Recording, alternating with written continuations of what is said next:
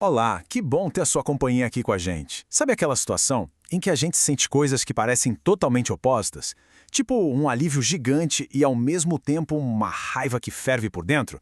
Pois é, hoje vamos mergulhar fundo em como a nossa história, o nosso passado, dá um jeito de aparecer no presente de formas bem inesperadas. E o mais importante, como a gente pode começar a decifrar essas reações tão complexas. Para começar, vamos direto para uma história real. Uma história que monta um verdadeiro quebra-cabeça de emoções. É uma situação que, infelizmente, muitos pais e mães conseguem até imaginar o desespero. Vamos olhar bem para essa frase. Graças a Deus o Vitor está vivo, mas eu vou matar. Essa é a reação crua, visceral, de uma mãe chamada Thalita. No exato instante em que ela diz isso, ela está sendo tomada por duas das emoções mais fortes que existem. Um alívio que tira o peso do mundo das costas e, ao mesmo tempo, uma fúria avassaladora. E aí que está a nossa grande questão. Como é que isso é possível? Como esses dois sentimentos podem morar na mesma frase, no mesmo segundo? Para a gente entender, a gente precisa de contexto. O Vitor, que é o filho de 15 anos da Thalita, tinha desaparecido. Simplesmente sumiu por um fim de semana inteirinho, sem dar uma única notícia. Agora, tenta imaginar o pânico. Na sexta, a preocupação começa. No sábado, vira terror absoluto. Ela procurando o filho nos piores lugares que se pode pensar. E aí, no domingo, quando a esperança já tá por um fio, ele simplesmente entra em casa, intacto. O alívio de ver que ele tá vivo é uma explosão, mas junto explode também a raiva por todo o medo que ele a fez passar. É por isso que o Graças a Deus e Eu Vou Matar saem quase na mesma respiração. Para a gente conseguir decifrar essa mistura de emoções da Thalita, a gente precisa entender um pouquinho de como a psicologia, especialmente a Gestalt terapia, enxerga o tempo. O foco não é só no que aconteceu lá atrás, mas em como aquilo é sentido, aqui, agora. E essa é uma ideia central na Gestalt. O passado já foi, o futuro ainda não existe. A única coisa real, de verdade, é o aqui e agora. Então, quando uma dor antiga volta, a gente não está só lembrando, a gente está de fato sentindo aquela dor de novo, no presente, só que com um detalhe crucial, a gente sente com a cabeça e com a maturidade que a gente tem hoje. Essa citação resume tudo de forma brilhante. Pensa numa pessoa que sofreu algum tipo de abuso na infância. Naquela época, como criança, não tinha como entender tudo o que estava acontecendo.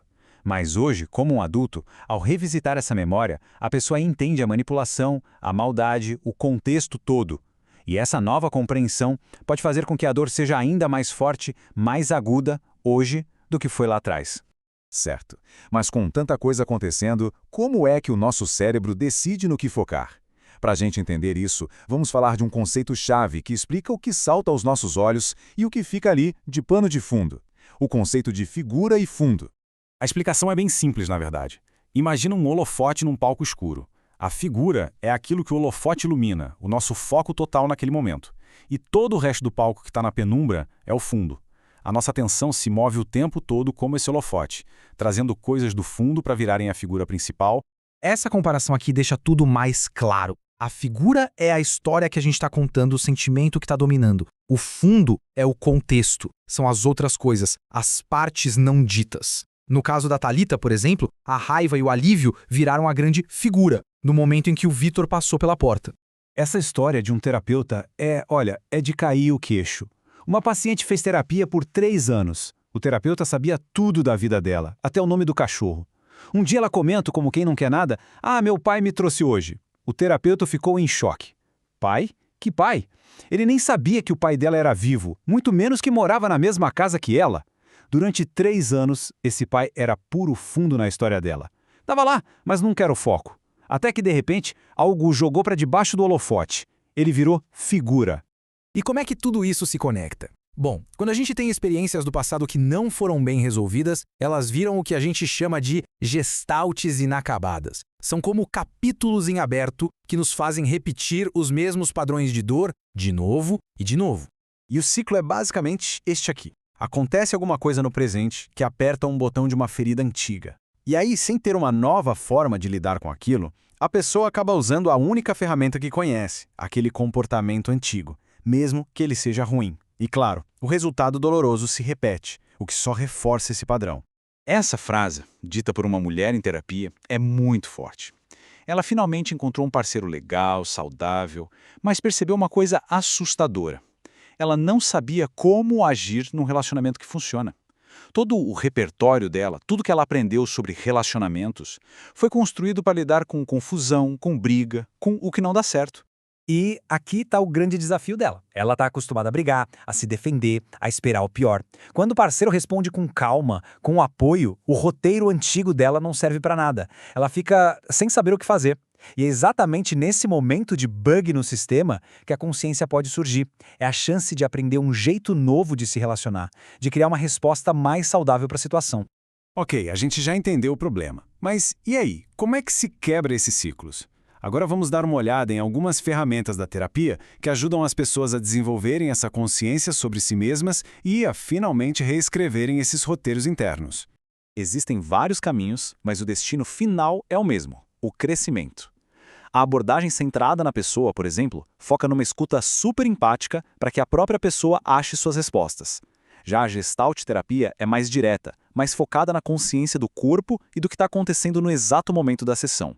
E aqui a gente tem uma técnica fundamental, a resposta reflexo. A beleza dela está na simplicidade e, ao mesmo tempo, no poder que ela tem. Em vez de dar conselho, de dizer o que fazer, o terapeuta age como um espelho. Ele reflete o que ele está percebendo nas entrelinhas do que a pessoa diz. Olha que exemplo perfeito. O terapeuta não diz, você não devia se cobrar tanto. Não, ele observa a emoção, olha, parece que tá rolando uma cobrança aí. E então ele faz um convite gentil para a pessoa olhar para aquilo. Como é sentir isso? É esse convite que permite que a própria pessoa se entenda por dentro. É uma ferramenta sutil, mas nossa, como é poderosa para construir autoconsciência. Para a gente fechar, vamos juntar todas essas peças, entender nosso passado, nossos padrões e o que a gente sente no presente. Tudo isso nos dá uma coisa muito valiosa: o poder de escolher um caminho diferente. E essa frase é para a gente guardar. Ser responsável não é sobre ter culpa, de jeito nenhum. É sobre reconhecer o nosso poder de escolha. A gente é responsável pelas nossas ações e também pelas nossas omissões, por aquilo que a gente deixa de fazer. Reconhecer isso é o primeiro passo, o mais importante de todos, para a gente parar de repetir as mesmas histórias e começar a escrever novas. E para terminar, fica essa pergunta para reflexão. Que padrões, que sentimentos, que histórias lá de trás ainda estão dando as cartas no seu presente? Ter consciência disso é como pegar a caneta na mão para poder, enfim, escrever essa história de um jeito novo. Muito obrigado pela companhia